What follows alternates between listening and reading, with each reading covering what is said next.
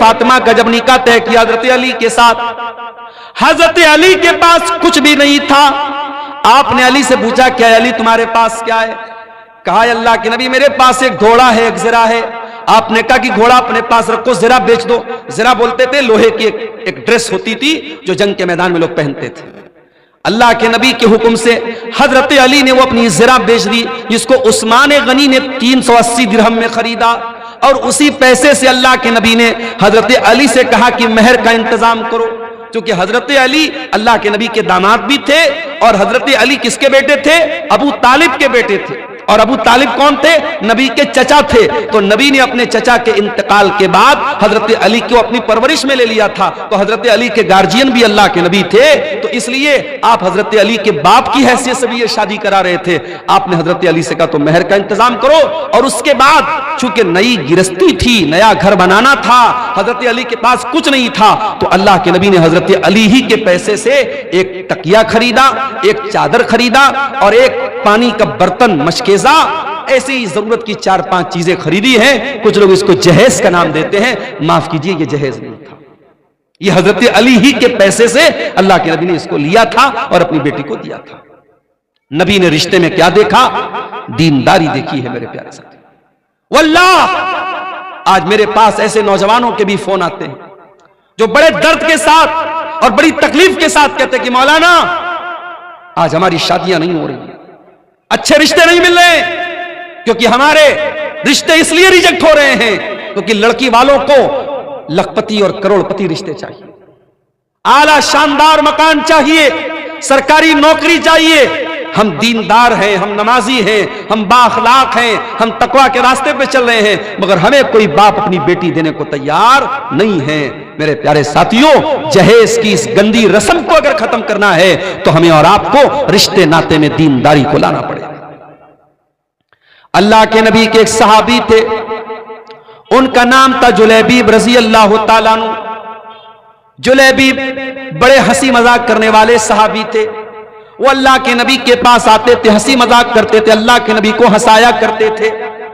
جلیبیب رضی اللہ تعالیٰ عنہ کے چہرے پر چیچک کے کچھ داغ بھی تھے، ان کے چہرے پر کئی داغ تھے، وہ زیادہ خوبصورت بھی نہیں تھے، کالے کلوٹے تھے.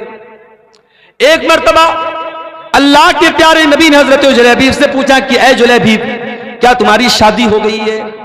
جلیبیب نے کہا نہیں، اللہ کے نبی میری شادی تو نہیں ہوئی ہے. آپ نے کہا کیوں شادی کیوں نہیں کر رہے ہو؟ کہا اللہ کے نبی میں غریب آدمی ہوں، میرے چہرے پر چیچک کے داغ بھی نکلے ہوئے ہیں، میں کالا کلوٹا بھی ہوں، مجھے اچھا رشتہ نہیں ملے گا، اس لیے میں شادی نہیں کر پا رہا ہوں. آپ نے کہا کوئی بات نہیں، ہم تمہیں ایک اچھا رشتہ دلائیں گے، ہم تمہاری شادی کریں گے. کچھ دنوں کے بعد اللہ کے نبی کے پاس ایک انصاری صحابی آتے ہیں. اے اللہ کے نبی میری بہت خوبصورت ایک بیٹی ہے، میں اپنی بیٹی کے لیے ایک اچھا رشتہ تلاش کر رہا ہوں. میری بیٹی بہت نیک ہے، دیندار ہے، 5 ٹائم کی نمازی ہے، متقی اور پرہیزگار ہے میری بیٹی. اے اللہ کے نبی میں اپنی بیٹی کا نکاح کرنا چاہتا ہوں، اگر کوئی اچھا رشتہ ہو تو بتا دیں. آپ نے کہا کہ آپ کی بیٹی کے لیے ایک رشتہ میرے پاس ہے. صحابی بہت خوش ہو گئے، کہا اے اللہ کے نبی جلدی بتائیے کس کا رشتہ ہے؟ آپ نے کہا ہم تمہاری بیٹی کی شادی جلیبیب سے کرنا چاہتے ہیں. صحابی جانتے تھے جلیبیب کو، صحابی کے ماتھے پر بل پڑ گیا، لیکن چونکہ اللہ کے نبی کی بات تھی اس لیے کچھ کہہ بھی نہیں سکتے تھے. کہا اے اللہ کے نبی میں ایک مرتبہ اپنے گھر میں مشورہ کر لیتا ہوں، اس کے بعد آپ کو کوئی جواب دیتا ہوں. انصاری صحابی اپنے گھر آئے، بڑے غور سے سننا میرے پیارے ساتھیوں، نبی کے دور میں، صحابہ کے دور میں شادیاں کیسے ہوتی تھی اور رشتے کیسے ہوتے تھے، ذرا غور کرنا. انصاری صحابی اپنے گھر آئے اور اپنی بیوی سے کہنے لگے کہ اے میری محترمہ، اے میری بیوی، اللہ کے پیارے نبی نے ہمیں ایک رشتہ دیا ہے، ہماری بچی کے لیے، ہماری بیٹی کے لیے ایک رشتہ پیش کیا ہے. اس کی بیوی بھی بہت خوش ہو گئی. کہا کس کا رشتہ پیش کیا اللہ کے نبی نے؟ کہا ہے میری بیوی اللہ کے پیارے نبی نے ہماری بیٹی کے لیے جلیبیب کا رشتہ پیش کیا ہے. وہ عورت بھی جانتی تھی جلیبیب بڑے کالے کلوٹے صحابی ہیں، ان کے چہرے پر داغ ہیں اور وہ غریب بھی ہیں. کہا کہ نہیں، ہم نے بڑے اچھے اچھے رشتوں کو ٹھکرا دیا ہے، ہم اپنی بیٹی کی شادی جلیبیب سے نہیں کرائیں گے. فیصلہ کر لیا ماں نے اور باپ نے کہ نہیں، ہم یہ رشتہ قبول نہیں کریں گے. ہم لوگ اللہ کے نبی کو جواب دے دیں گے کہ اللہ کے نبی ہمیں یہ رشتہ منظور نہیں ہے.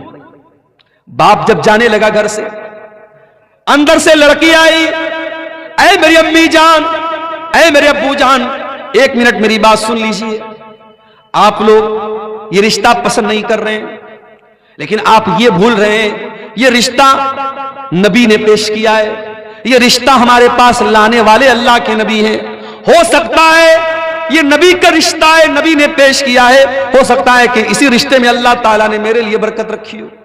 اے میرے ابو جان، آپ میری شادی اسی سے کرا دیجئے جس کے ساتھ اللہ کے نبی نے رشتہ پیش کیا ہے، میں تیار ہوں۔ اللہ اکبر۔ اس دور کی عورتیں بھی کیسی ہوتی تھی۔ آج تو کتنے نوجوانوں کا رشتہ جب فوٹو جاتا ہے لڑکی کے پاس اور لڑکی دیکھتی ہے داڑھی والا ہے، نہیں نہیں یہ نہیں چلے گا، میں اس ملا سے شادی نہیں کروں گی، میں اس داڑھی بابا سے شادی نہیں کروں گی۔ کتنی لڑکیاں ہیں جو ضد کر کے اپنے شوہر کی داڑھی کو چھوٹا کروا دیتی ہیں، کتنی عورتیں ہیں جن کے نخروں کی وجہ سے شوہر حرام کام کر لیتا ہے۔ میرے پیاری ماں اور بہنوں، نبی کے دور کی عورتیں کیسی تھیں؟ صحابی کی بیٹی کہہ رہی ہے کہ اے ابا جان، اگر نبی نے یہ رشتہ پیش کیا ہے میں شادی کرنے کو تیار ہوں۔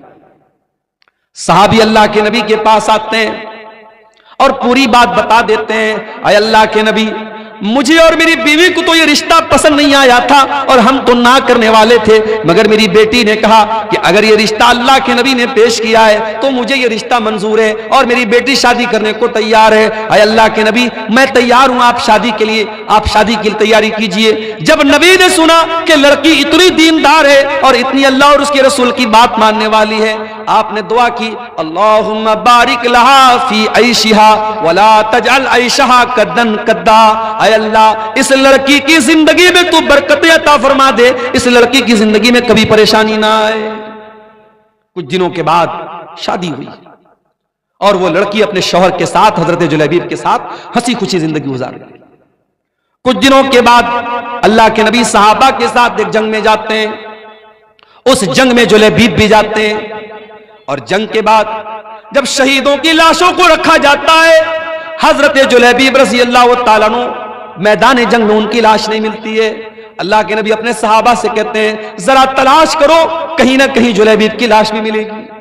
جلیبیب کی جب لاش ملتی ہے میرے پیارے ساتھیوں، تیروں اور تلواروں کے زخم سے بری ہوئی لاش، 7-8 دشمنوں کے بیچ میں اکیلی لاش، جو یہ بتا رہی تھی کہ جلیبیب دشمنوں کے نرغے میں تھے، دشمنوں کے گھیرے میں تھے اور کئی لوگوں سے لڑتے ہوئے وہ اللہ کو پیارے ہوئے تھے۔ اللہ کے نبی نے دیکھا جلیبیب کو، آپ نے کہا یہ میرا نوجوان صحابی ہے، اس نے اللہ کی راہ میں لڑتے لڑتے جان دے دی ہے۔ آپ نے جلیبیب کی لاش کو اٹھایا اور اپنے کندھے پر آپ نے اٹھا کر کے اس کی لاش کو قبر میں آپ نے اتارا۔ دنیا کے جنازے کے لیے چارپائی آتی ہے، دنیا کے جنازے کو لوگ اپنے کندھوں پہ لے کے جاتے ہیں، اور جلیبیب کی لاش کو اللہ کے نبی اپنے کندھے پہ لے کے جا رہے ہیں، اور آپ نے اپنے ہاتھوں سے قبر میں اتارا اور آپ نے دعا کی، اے اللہ میں اس بندے سے راضی تھا اور تو بھی اس سے راضی ہو جا۔ صحابہ کہتے ہیں کہ جلیبیب کی قبر کو دیکھ کر کے اور ان کی لاش کے ساتھ نبی کا معاملہ دیکھ کر کے ہمارے دل میں یہ تمنا پیدا ہوئی کہ کاش یہ ہماری قبر ہوتی اور نبی نے ہمارے لیے دعا کی۔ اور اس کے بعد جب جلیبیب کا انتقال ہو گیا تو ہمیں تاریخ اور سیرت کی کتابیں یہ بتاتی ہیں کہ جلیبیب کی وہ جو بیوہ عورت تھی، جو ان کی بیوہ خاتون تھی، وہ اللہ کی راہ میں صدقہ اور خیرات بہت زیادہ کرتی تھی، جبکہ عام طور سے بیوہ عورتوں کے پاس مال کی قلت ہوتی ہے، مال کی کمی ہوتی ہے، مگر اللہ تعالیٰ غیب سے روزی دیتا تھا اس عورت کو، اس عورت نے اپنے شوق اور ارمان کو قربان کیا تھا نبی کی اور اللہ کی اطاعت کرتے ہوئے، جس نے کہا تھا کہ میں جلیبیب کے ساتھ نکاح کرنے کو تیار ہوں، اور جس کے لیے نبی نے دعا کی تھی کہ اللہ تو اس کی زندگی میں برکت عطا فرمانا۔ اس عورت کی زندگی میں واقعی برکت پیدا ہوئی، اور مدینہ میں اگر کوئی بیوہ عورت سب سے زیادہ اللہ کی راہ میں صدقہ اور خیرات کرتی تھی تو صحابہ کہتے ہیں جلیبیب کی بیوہ عورت تھی۔ میرے عزیزوں، میرے بھائیوں، میرے بزرگوں، یہ صحابہ کرام کی سوسائٹی تھی۔ ہم اور آپ ذرا اپنی سوسائٹی کا جائزہ لیں۔ ہمارے یہاں رشتے ناتے میں صرف ہم سامنے والے کی خوبصورتی دیکھتے ہیں، صرف روپیہ پیسہ دیکھتے ہیں، صرف ذات اور برادری دیکھتے ہیں، ہم دینداری نہیں دیکھتے ہیں۔ یہ جہیز کی رسم یہ نہیں ختم ہو سکتی، یہ لالچ نہیں ختم ہو سکتا جب تک ہم رشتے ناتوں کی بنیاد دینداری پر نہیں کریں۔ اسی لیے اللہ کے نبی فرماتے ہیں تنکح المرأۃ لأربع، جب عورت کا نکاح ہوتا ہے चार चीजें औरत के अंदर देखी जाती हैं, लिमालिहा वले हसबिहा वले जमालिहा वले दीनिहा। कुछ लोग औरत का माल देखते हैं, कुछ लोग औरत का खानदान देखते हैं, कुछ लोग औरत की खूबसूरती देखते हैं और कुछ लोग औरत की दीनदारी देखते हैं। फज़फर बिज़ातिद्दीन, अल्लाह के प्यारे नबी फरमाते हैं कि ओ लोगों, तुम दीनदार औरत को अपने घर में लेकर के आ जाओ, कामयाब हो जाओगे। दीनदार औरत को अपने घर में लेके आओ, कामयाब हो जाओगे। मेरे प्यारे साथियों, आज घरों में सास और बहू के झगड़े हैं, देवरानी जेठानी के झगड़े हैं, ननद और भाभी के झगड़े हैं, हर घर में फसाद है, हर घर में बिगाड़ है। क्यों? क्योंकि हमने खूबसूरती तो देखी है, हमने लंबा चौड़ा जहेज तो हमने देख करके शादी कर ली, हमने दीनदारी नहीं देखी है। दीनदारी को तरजीह दीजिए, दीनदार बाप की दीनदार बेटी को अपने घर में लाइए, इंशाअल्लाह बरकत होगी। मेरे अजीजों, आज समाज की इस्लाह की अगर आप बात करें, शादी ब्याह में आज हमारे यहां बहुत सारे मामला गड़बड़ चल रहे हैं।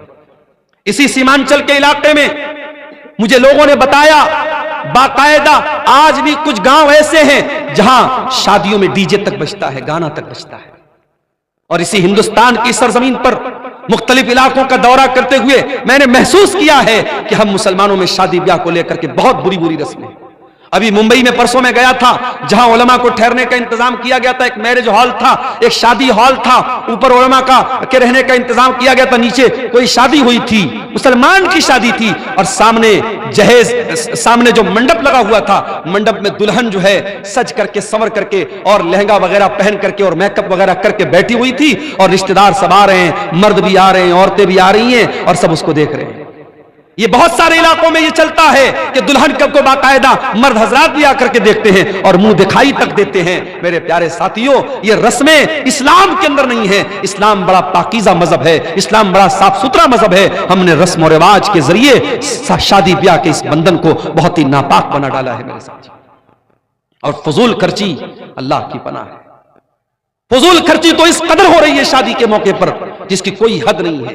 कोई बारात पर पैसे लुटा रहा है, कोई अपनी बेटी को सोने से तौल रहा है, कोई बारातियों पर नोटों की गड्डियां बरसा रहा है, कोई आतिशबाजी पर पानी की तरह पैसे खर्च कर रहा है। वो उम्मत जिसके बच्चे आज भूखे प्यासे तड़प रहे हैं, जिसके गरीब बच्चे आज पैसे की कमी की वजह से अपनी पढ़ाई पूरी नहीं कर पा रहे हैं, जिस उम्मत की कितनी गरीब लड़कियां शादी का इंतजाम न होने की वजह से शादी नहीं कर पा रही हैं, उस उम्मत में पैसे वाले लोग अपनी लड़के और लड़कियों की शादी पर बेतहाशा पैसे खर्च करते हैं। मेरे प्यारे साथियों, ये माल अल्लाह की अमानत है। अल्लाह पूछेगा, ये माल हमने तुमको दिया था, मैंने तुमको इसलिए दिया था ताकि तुम सही रास्ते पर खर्च करो। तुमने माल को फजूल खर्ची में और नाजायज जगहों पर क्यों खर्च किया? मेरे प्यारे साथियों, हमें इसका जवाब देना पड़ेगा। और आगे बढ़िए, समाज की अगर इस्लाह करना है, समाज को अगर सुधारना है, अपने अकीदे की इस्लाह करना भी बहुत जरूरी है। मेरे प्यारे साथियों, जिस समाज के अंदर अकीदा दुरुस्त नहीं होगा, तौहीद दुरुस्त नहीं होगी, जिस समाज के अंदर कब्रों पर सजदा किया जाएगा, जिस समाज में तावीज और गंडा पहना जाएगा, जिस समाज में बिल्ली के आगे से गुजरने पर बाइक को और गाड़ी को ब्रेक लगा दिया जाएगा, जिस समाज में तौहीद का कोई नामो निशान न होगा, मेरे प्यारे साथियों, वो समाज कभी नहीं सुधर सकता है। हम और आप मुसलमान हैं और मुसलमान का मतलब ये होता है वो ला इलाहा इल्लल्लाह और मुहम्मद रसूलुल्लाह का कलमा पढ़ने वाला होता है। हमारे दीन की बुनियाद तौहीद पर है। जब तक हमारी तौहीद सही नहीं होगी, हमारा कोई भी अमल अल्लाह ताला क्या कबूल नहीं होगा। तौहीद जब तक दुरुस्त नहीं है, अल्लाह क्या कोई नेकी हमारी कबूल नहीं होगी। अल्लाह के नबी के आने के पहले मक्का में एक आदमी रहता था जिसका नाम अब्दुल्ला बिन जुदान था। बहुत नेक इंसान था, गरीबों को खाना खिलाया करता था, हाजियों की खिदमत किया करता था, हाजियों को पानी पिलाया करता था। अब्दुल्ला बिन जुदान मर गया। हजरत आयशा ने अल्लाह के नबी से पूछा, आए अल्लाह के नबी, अब्दुल्ला बिन जुदान तो बड़ा नेक इंसान था, इतनी गरीबों की मदद किया करता था, दान पुण्य का काम किया करता था, खैरात किया करता था। आए अल्लाह के नबी, क्या अब्दुल्ला बिन जुदान को उसकी नेकी कयामत के दिन काम देगी? क्या वो अल्लाह ताला के जन्नत में दाखिल हो जाएगा? क्या वो जहन्नम के अजाब से बच जाएगा? अल्लाह के नबी ने फरमाया कि नहीं, ऐ आयशा, अब्दुल्ला बिन जुदान की नेकी उसके कोई काम नहीं आएगी। आयशा, अब्दुल्ला बिन जुदान ने कभी ये नहीं कहा था रब्बी ग़फ़िरली ख़तीअती यौमद्दीन, ऐ मेरे परवरदिगार तू मुझे कयामत के दिन अपने अज़ाब से बचा लेना। ना वो कयामत के दिन को मानता था, ना अल्लाह ताला की तौहीद को मानता था। मेरे प्यारे साथियों, जब तक तौहीद हमारे अंदर नहीं होगी, जब तक ईमान हमारा ठीक नहीं होगा, तब तक अल्लाह ताला की हमारी कोई भी नेकी कबूल नहीं होगी। अभी मोबाइल पर फेसबुक ایسے ہی کھولا میں نے، ایک مولوی چلا چلا کے تقریر کر رہا تھا کہ خانے کعبہ غوث اعظم کے گھر کا طواف لگاتا ہے۔ غوث اعظم کس کو بولتے ہیں؟ حضرت شیخ عبد القادر جیلانی رحمۃ اللہ علیہ کو غوث اعظم بولتے ہیں۔ غوث مانے مددگار، اعظم مانے سب سے بڑا، غوث اعظم مانے سب سے بڑا مددگار۔ یعنی آج مسلمان اللہ کو نہیں کسی ولی کو اور کسی نیک بندے کو کہہ رہا ہے کہ وہ غوث اعظم ہے، اور مسلمان کا یہ عقیدہ ہے کہ اللہ کا گھر خانہ کعبہ جس کا ساری دنیا کے مسلمان جا کر کے طواف کرتے ہیں، خانہ کعبہ شیخ عبد القادر جیلانی کے گھر کا طواف کرتا ہے۔ میرے پیارے ساتھیوں، یہ عقیدہ مسلمان رکھ رہا ہے اور مسلمان کا مولوی بیان کر رہا ہے، اور یہی وہ عقیدہ تھا جس کے بارے میں مولانا الطاف حسین حالی نے کہا تھا کہ کرے غیر گربت کی پوجا تو کافر، کواکب میں مانے کرشمہ تو کافر، جو کہ آگ پر بیر سجدہ تو کافر، جو ٹھہرائے بیٹا خدا کا تو کافر، مگر مومنوں پر کشادہ ہیں راہیں، پرستش کریں شوق سے جس کی چاہیں،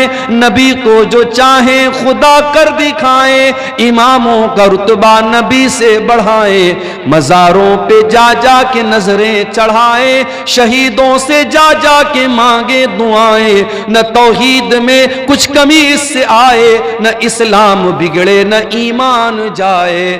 آج کہیں مسلمان محرم پر تعزیہ نکال رہا ہے، آج کہیں مسلمان 12 ربیع الاول کو ڈی جے بجا بجا کے جلوس نکال رہا ہے، کہیں پیڑ کے اوپر جا کر کے دھاگا باندھ کر کے اپنی بگڑی بنا رہا ہے، کہیں حاجی علی کی درگاہ پہ جا کے اپنا سر جھکا رہا ہے، کہیں اجمیر میں جا کے چادر چڑھا رہا ہے۔ او میرے پیارے بھائیو، اپنے عقیدے کی، اپنی توحید کی حفاظت کرنا۔ اس پیشانی کو اللہ تعالیٰ نے صرف اپنے آگے جھکنے کے لیے بنایا ہے، اس پیشانی کو صرف اللہ کے در پہ جھکانا۔ مدد مانگنا تو اللہ سے مدد مانگنا، بگڑی بنانے والا سمجھنا تو اللہ کو سمجھنا۔ میرے پیارے ساتھیو، آج کسی گاؤں دیہات میں چلے جاؤ، نیپال بارڈر پر چلے جاؤ، موبائل آپ کے پاس موجود ہے لیکن نیٹ ورک کام نہیں کرتا ہے۔ میں ابھی نیپال کے علاقے میں بالکل بارڈر کے قریب کے علاقے میں گیا، جیو کا نیٹ ورک میرے موبائل پر نہیں آ رہا تھا۔ ساتھیوں نے بتایا کہ مولانا ایئرٹیل کا نیٹ ورک ہوگا تو شاید یہاں کام کرے گا، کہیں کہیں وہ بھی نیٹ ورک کام نہیں کرتا ہے۔ دنیا کے بعض علاقے ایسے ہیں وہاں آپ کے نیٹ ورک کام نہیں کریں گے، وہاں سارے نیٹ ورک جام ہو جائیں گے، وہاں حکومتوں نے جیمر لگا دیا ہے۔ میرے پیارے ساتھیوں، دنیا کے بہت سارے ایسے مقامات ہیں جہاں آپ کے موبائل کا نیٹ ورک کام نہیں کرے گا، مگر میرے اللہ کا نیٹ ورک تو ہر جگہ کام کرتا ہے۔ اللہ قرآن میں کہتا ہے امن یجیب المضطر اذا دعاہ ویکشف السوء، اے میرے بندو میرے آگے تم ہاتھ پھیلاؤ، مجھ سے مانگو، میرے سامنے اپنے ہاتھوں کو پھیلاؤ، میں ضرور تمہاری دعاؤں کو سنوں گا۔ اللہ کے سوا کون ہے جو مصیبت میں پھنسے ہوئے لوگوں کی مدد کرتا ہے؟ کون ہے جو ان کو مصیبتوں سے نکالتا ہے؟ حضرت یونس علیہ السلام کو دیکھو، وہ مچھلی کے پیٹ میں پہنچے جہاں دنیا کا کوئی نیٹ ورک نہیں پہنچ سکتا، مچھلی کے پیٹ میں پہنچے جہاں تین اندھیرے ہیں، سمندر کے پانی کا بھی اندھیرا ہے، مچھلی کے پیٹ کا بھی اندھیرا ہے اور رات کا بھی اندھیرا ہے۔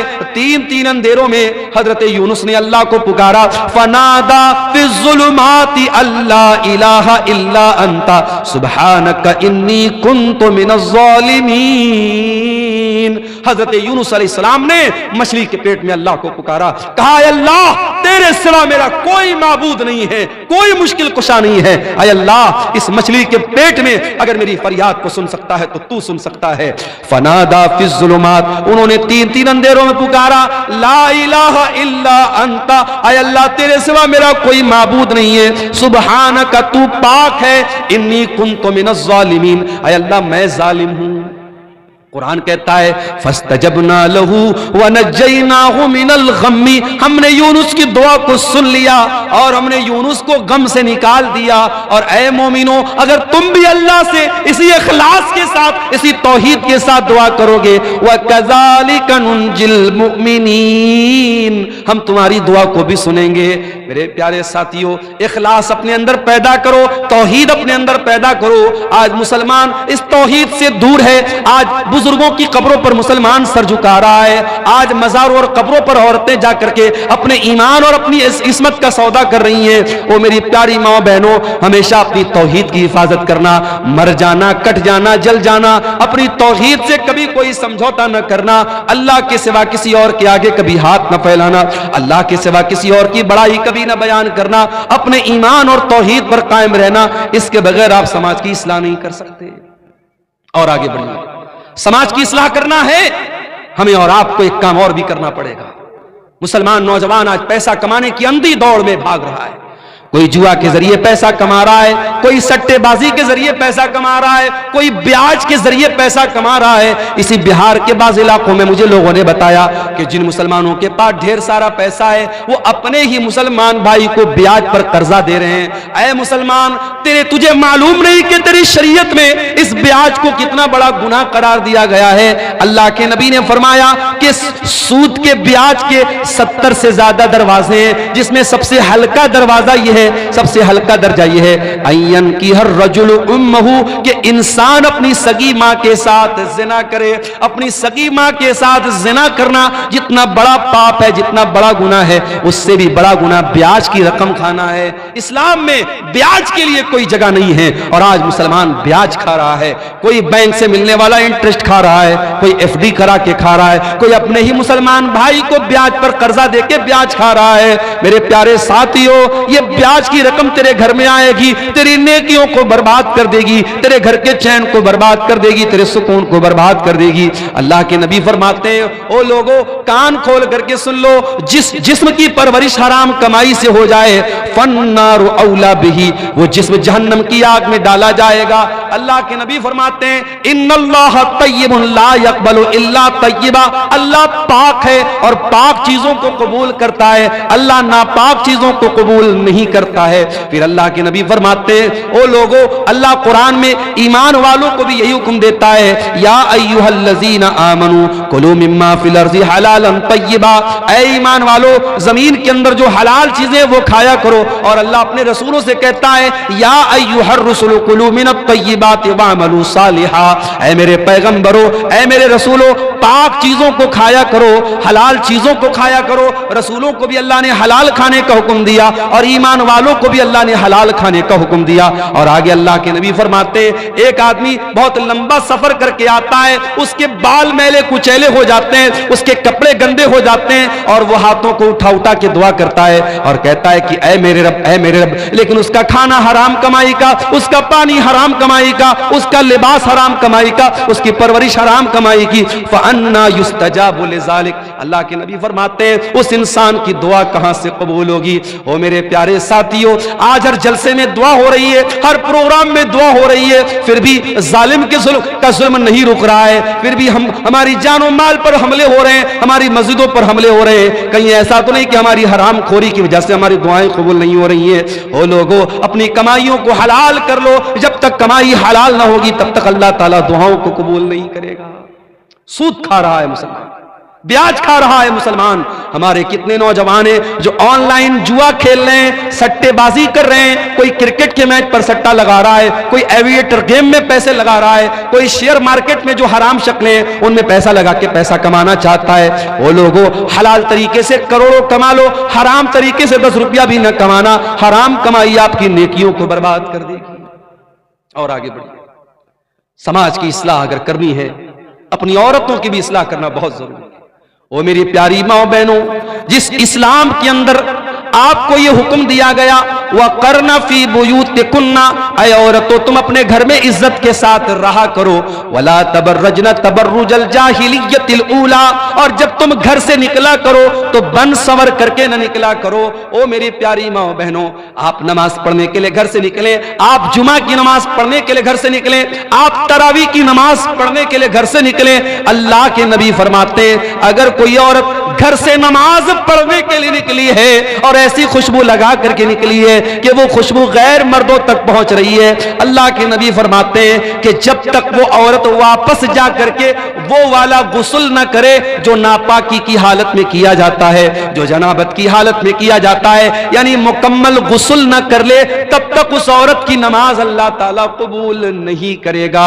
میری پیاری ماں بہنوں، جو اسلام آپ کو نماز پڑھنے کے لیے خوشبو لگا کر آنے کی اجازت نہیں دیتا، وہ کسی میلے ٹھیلے میں جانے کے لیے، کسی بازار میں جانے کے لیے، کسی جگہ گھومنے پھرنے کے لیے اپنے آپ کو سجا سنوار کر کے، اور آج جب سے کورونا کا دور آیا ہم نے اسی کٹیہار اور سیمانچل اور ارریہ کے علاقے میں دیکھا کہ پہلے جو لڑکیاں پورا نقاب لگایا کرتی تھی، جو پہلے لڑکیاں پورا حجاب لگایا کرتی تھی، اب حجاب کو تو چھوڑ دیا گیا، اب بہت کرتی ہیں تو کیا کرتی ہیں، کپڑا تو وہی نارمل پہنے ہوئے ہیں، وہی نارمل کپڑا پہنے ہوئے ہیں، بس چہرے کے اوپر ایک ماسک لگا لیا اور ماسک کو سمجھ لیا کہ یہ پردے کا الٹرنیٹ ہو گیا۔ میری پیاری ماں بہنوں، یہ ماسک لگا کر کے آپ نے اپنے پردے کا جنازہ تو خود نکال دیا ہے۔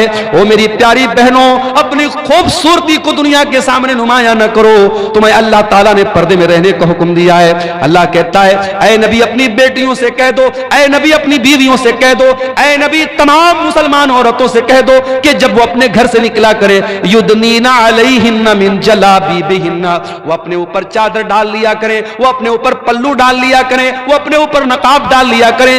ذالک ادنی ان یعرفن فلا یؤذین، یہ زیادہ بہتر ہے کہ اس سے ان کو پہچان لیا جائے گا۔ اچھا آج کیا ہوتا ہے، مدرسے میں پڑھنے والی لڑکی ہے تو وہ نقاب میں رہے گی، اسکول میں پڑھنے والی لڑکی ہے تو وہ کیا کرے گی، ماسک لگا کے گھومے گی یا ماسک بھی نہیں لگائے گی، یعنی لڑکی کا کپڑا بتا رہی ہے مدرسے والی لڑکی ہے یا اسکول والی لڑکی ہے۔ میری پیاری ماں اور بہنوں، آپ کی بیٹی کالج میں پڑھے اسلام کو کوئی آپتی نہیں ہے، آپ کی لڑکی اسکول میں پڑھے اسلام کو کوئی اعتراض نہیں ہے، آپ کی لڑکی ڈاکٹر بنے اللہ اور اس کے رسول نے منع نہ کیا ہے، مگر میری پیاری بہنوں آپ کہیں بھی جاؤ اپنی پہچان کو نہ مٹانا۔ اور میں ایسی بھی اپنی بہنوں کو جانتا ہوں، کالج وہ جا رہی ہیں سر سے پیر تک نقاب میں جا رہی ہیں، اپنی کلاس میں اپنے ٹیچر کے سامنے بھی وہ نقاب میں رہتی ہیں۔ میں ایسی مسلمان لڑکیوں کو بھی جانتا ہوں، ان کے کالج میں جب ڈگری دی گئی، جب گولڈ میڈل دیا گیا اور گولڈ میڈل دینے کے ٹائم ان سے کہا گیا کہ جب تک آپ اپنے چہرے کا نقاب نہیں اتاریں گی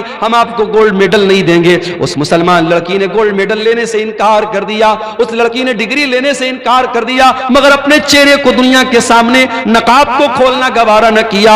او میری پیاری بہنوں، ایسی دیندار بہنوں کی آج ضرورت ہے۔ ایک بات بولوں، سوشل میڈیا پر نقاب کا بہت مذاق اڑایا جاتا ہے، کبھی جا کے دیکھیے گا نقاب کے بارے میں بڑے گندے گندے کمنٹس ہوتے ہیں سوشل میڈیا پر، جو اسلام کے دشمن ہیں وہ نقاب کا بہت مذاق اڑاتے ہیں۔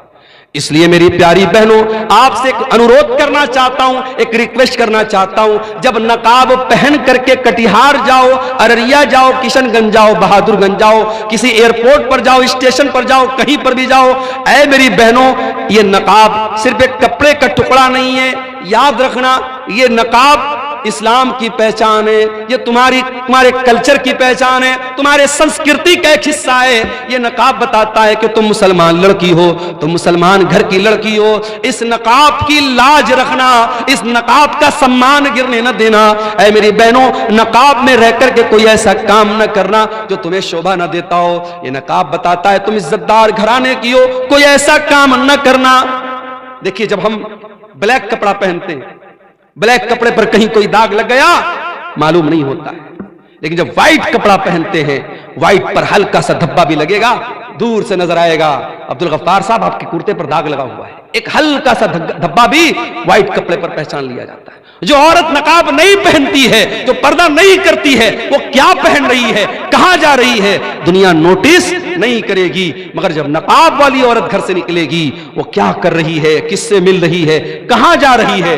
میرے پیارے ساتھیوں آج بڑے بڑے شہروں میں دلی اور ممبئی میں باقاعدہ ایسے پارک ہیں، ایسی جگہ ہیں جہاں لڑکے لڑکیاں آپس میں مل کر کے گلچھرے اڑاتے ہیں، اور مجھے بتانے والوں نے بتایا کہ ان جگہوں پر کتنی برقع والی لڑکیاں ہیں۔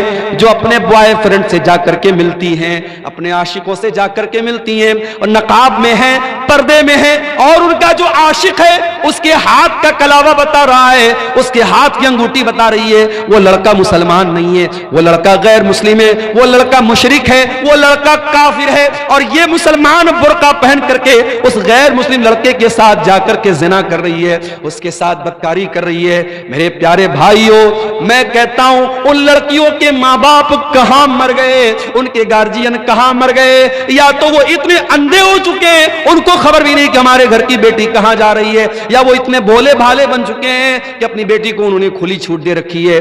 میرے پیارے ساتھیوں، آپ کی بھی ذمہ داری ہے، اگر آپ بیٹی کے باپ ہیں، آپ بیٹی کے گارجین ہیں، یہ بہت بڑی ذمہ داری آپ کے کندھے پر ہے۔ اللہ قیامت کے دن پوچھے گا، اس قدر برائی کا دور تھا، لڑکے لڑکیاں اتنا زنا کر رہے تھے اور تیرے گھر میں جوان بیٹیاں تھی، تو نے اپنے بیٹیوں کی دیکھ ریکھ کیوں نہ کی، تو نے اپنی بیٹیوں کی صحیح تربیت کیوں نہ کی؟ او میرے پیارے بھائیوں، بچپن سے اپنی بچیوں کو اتنی اچھی تربیت دو، اتنا نیک بناؤ، اتنا دیندار بناؤ کہ کل جب تمہاری بیٹیاں جوان ہو جائیں اور غلط کوئی کام کرنے کے لیے ان کو اکسائیں تو ان کے دل میں یہ خیال آئے کہ نہیں نہیں، میرے باپ نے جو تربیت کی ہے وہ تربیت مجھے غلط قدم اٹھانے نہیں دے گی۔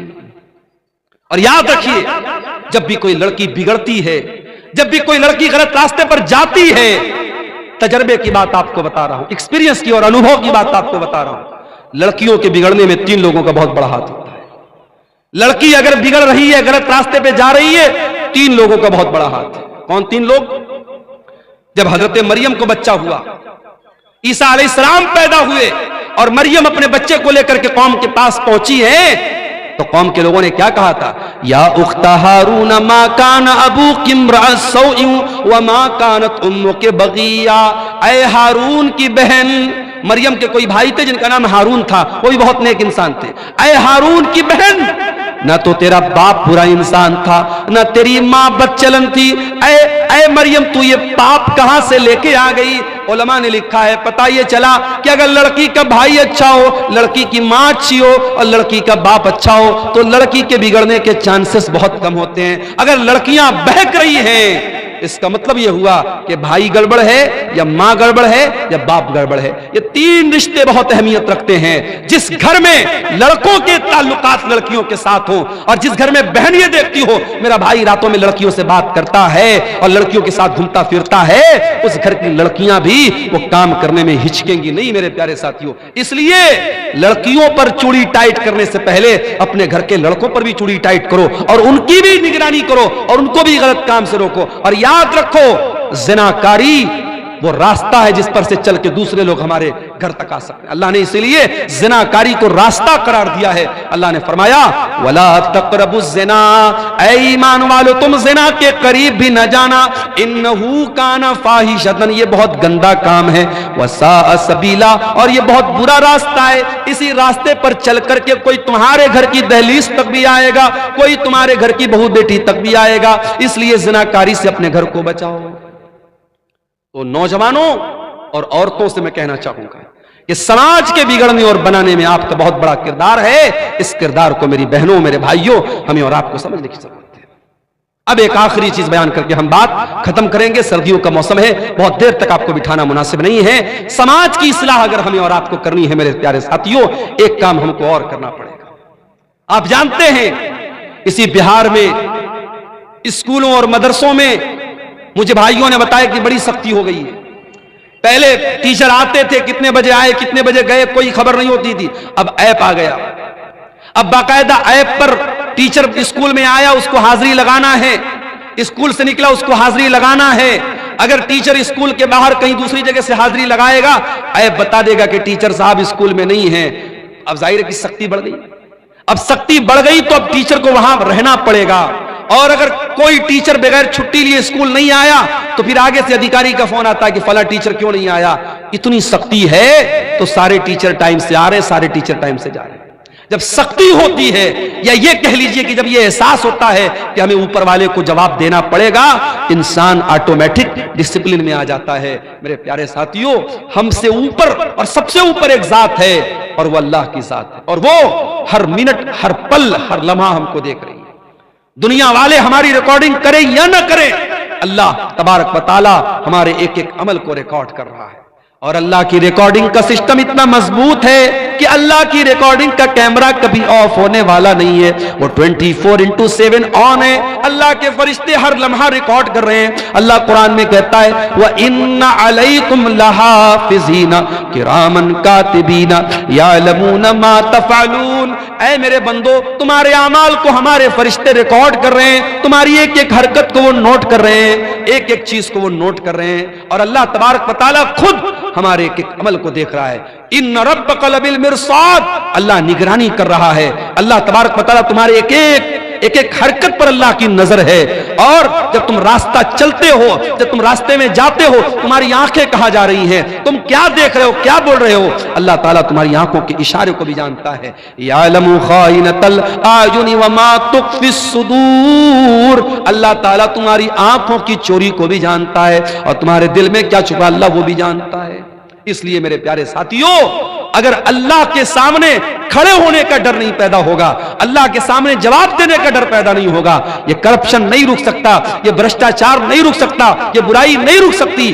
آج بہار میں BPSC کی پریچھا ہوئی اور اس کے بعد پیپر لیک ہونے کی خبر آئی، آج پٹنہ میں تمام اسٹوڈنٹ دھرنے پر بیٹھے ہوئے۔ کیوں یہ ہو رہا ہے؟ یہ بار بار پریچھائیں کیوں لیک ہو رہی ہیں؟ یہ بھرشٹاچار کیوں ہو رہا ہے؟ کیونکہ 4 پیسوں کے لیے آج انسان لالچ میں پڑ جاتا ہے، اور یہ نہیں سوچتا ہے کہ میرے اس بھرشٹاچار سے لاکھوں اسٹوڈنٹس کا اور لاکھوں لوگوں کے مستقبل کا جو ہے اس کے اوپر سوالیہ نشان لگ سکتا ہے۔ میرے پیارے ساتھیوں، اگر بھرشٹاچار کو روکنا ہے، اگر کرپشن کو روکنا ہے، اگر چوری کو روکنا ہے، اگر گنڈا گردی کو روکنا ہے، اگر حرام خوری کو روکنا ہے، تو ہمیں اور آپ کو اپنے دل میں آخرت کا ڈر اور اللہ کے سامنے جواب دہی کا ڈر ہمیں اپنے اندر پیدا کرنے کی ضرورت ہے۔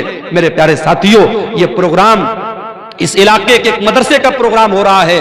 میں آپ سے یہ بھی اپیل کروں گا کہ اس طریقے کے پروگرام جب ہوتے ہیں اور آپ سے بار بار یہ اپیل کی جاتی ہے کہ آپ اس ادارے کو چندہ دیں، دان دیں، تعاون کریں، تو آپ یہ مت سمجھیے کہ ہماری جیب ڈھیلی کرنے کے لیے کہا جا رہا ہے، بلکہ یہ بھی آپ کو ایک طریقے سے موقع دیا جا رہا ہے کہ آؤ اپنے نام اعمال میں کچھ نیکیوں کو بڑھا لو، اپنی آخرت کی کچھ تیاری کر لو، اپنے آپ کو جہنم کی آگ سے بچا لو۔ اللہ کے نبی فرماتے ہیں اتقوا النار ولو بشق تمرہ، جہنم کی آگ سے اپنے آپ کو بچاؤ، اللہ کی راہ میں ایک کھجور کا ٹکڑا دے کر کے بھی اگر تم جہنم کی آگ سے اپنے آپ کو بچا سکتے ہو تو بچا لو۔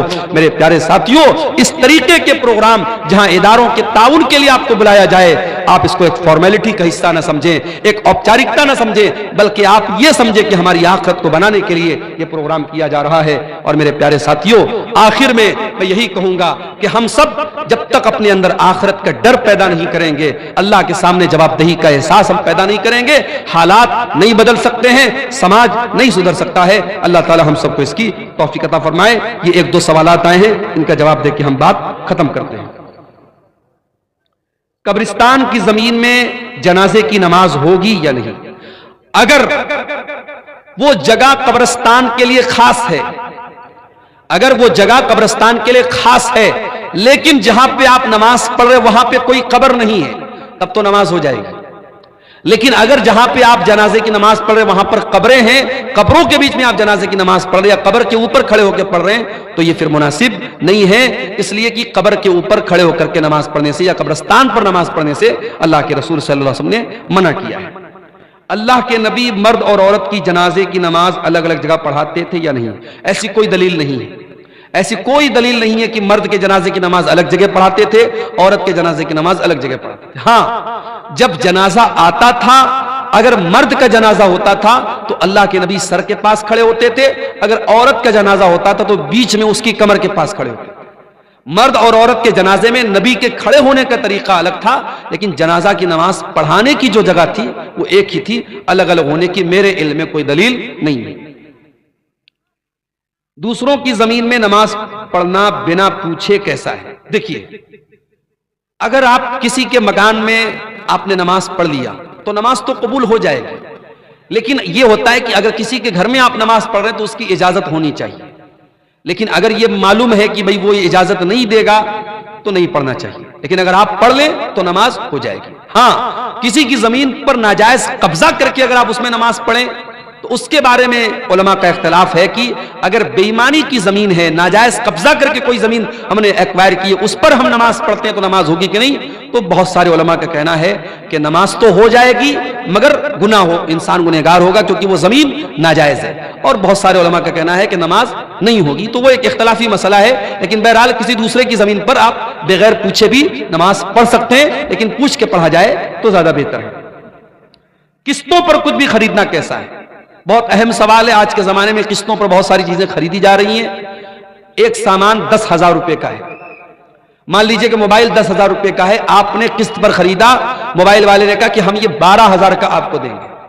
اب 2,000 روپیہ وہ زیادہ لے رہا ہے اور وہ صاف بتا رہا ہے کہ آپ کیش لیں گے تو ہم 10,000 کا دیں گے اور قسطوں میں لیں گے, ادھار لیں گے تو 12,000 کا دیں گے. تو یہ جائز ہے, اس میں کوئی حرج کی بات نہیں ہے. لیکن آج ہمارے یہاں جتنے بھی قسطوں پر سامان لیا اور دیا جاتا ہے یہ بینک کے تھرو لیا جاتا ہے.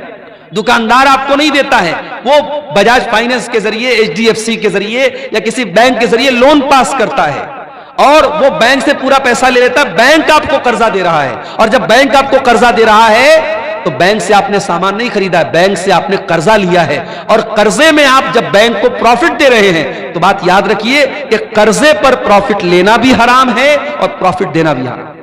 اس کو بہت صاف طریقے سے سمجھ لیجیے. سامان میں ادھار کی اور نقد کی قیمت الگ ہو سکتی ہے, لیکن آپ کسی سے قرضہ لیں گے تو اس میں اگر کم زیادہ رہے گا تو وہ گناہ کا کام ہے. اور آج جتنی بھی فائنانس کی اسکیم ہے سب بینک کے تھرو ہوتی ہے اور وہ دکاندار بینک سے پورا پیسہ لیتا ہے اور بینک آپ کو ادھار دے رہا ہے. تو اس لیے یہ شکل صحیح نہیں ہے, یہ جائز نہیں ہے. دوسری بات یہ کہ بعض انٹرسٹ کہتے ہیں 0% انٹرسٹ, کہتے ہیں صاحب جتنے کا سامان اتنا ہی پیسہ آپ کو دینا ہے, ایکسٹرا نہیں دینا ہے. مگر اس میں کچھ ڈھکے چھپے کچھ خرچے رہتے ہیں, جیسے پروسیسنگ چارج رہتا ہے. 10,000 کا موبائل لیں گے 1,000 روپیہ پروسیسنگ چارج لگے گا. اس کے بعد اگر آپ نے مہینے کی پہلی تاریخ کو EMI پے نہیں کی, ایک دن گزر گیا فوراً 100 روپیہ پینالٹی لگ جائے گی. 10 دن گزر گیا 1,000 روپیہ پینالٹی لگ جائے گی. تو یہ جو پینالٹی لگ رہی ہے یہ بھی سود کی ایک شکل ہے, جائز نہیں ہے. اس لیے ہمارے یہاں جو فائنانس کا جو سسٹم ہے یہ بہت ہی خطرناک ہے شریعت کے اعتبار سے, اور اس میں سود کی شکل موجود ہے.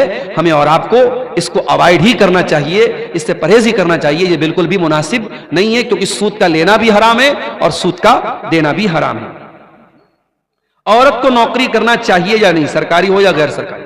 عورت نوکری کر سکتی ہے, شرط یہ ہے کہ وہ پردے میں رہ کے نوکری کرے اور اس کی نوکری میں غیر مردوں کے ساتھ انٹریکشن اس کا نہ ہو. اگر اس کو غیر مردوں کے سامنے جا کے کھڑے ہونا پڑ رہا ہے, ان کے ساتھ تنہائی اختیار کرنا پڑ رہا ہے, غیر مردوں کے ساتھ اکیلے میں ملنا پڑ رہا ہے, تو پھر ایسی نوکری عورت کو نہیں کرنا چاہیے. اس لیے کہ جب کوئی عورت کسی غیر مرد کے ساتھ تنہائی میں ملے گی تو اللہ کے نبی فرماتے تیسرا وہاں شیطان ہوگا اور وہ شیطان اپنا کام کرے گا. آج بہت سارے آفیسز میں عورتیں کام کرتی ہیں سیکریٹری کے طور پہ اور باس کی نوکری کرتی ہیں, اور اس کے بعد بہت سارے ان کے ساتھ معاملات پیش آتے ہیں. تو شریعت میں اگر پردے کے ساتھ اور عزت اور شرافت کے ساتھ اگر کوئی نوکری عورت کو مل رہی ہے تو وہ کر سکتی ہے. لیکن یہ بھی یاد رکھیے کہ نوکری کرنا یہ عورت کا کام نہیں ہے, عورت کی ڈیوٹی نہیں ہے. کما کر کے لانا مرد کی ڈیوٹی ہے. اگر مرد کی کمائی سے گھر چل رہا ہے, سکون کی روزی آ رہی ہے, تو اسی پر اکتفا کیا جائے, بلا وجہ عورت سے نوکری نہ کرا جائے. لیکن اگر عزت کے ساتھ اور پردے کے ساتھ عورت نوکری کرنا چاہے تو کر سکتی ہے, کوئی حرج کی بات نہیں ہے. ٹھیکے پر زمین لینا اور سالانہ کچھ کیا لکھا ہے کٹوتی کرنا, کیا مطلب ہے؟ ٹھیکے پر زمین لینے کا کیا مطلب ہے؟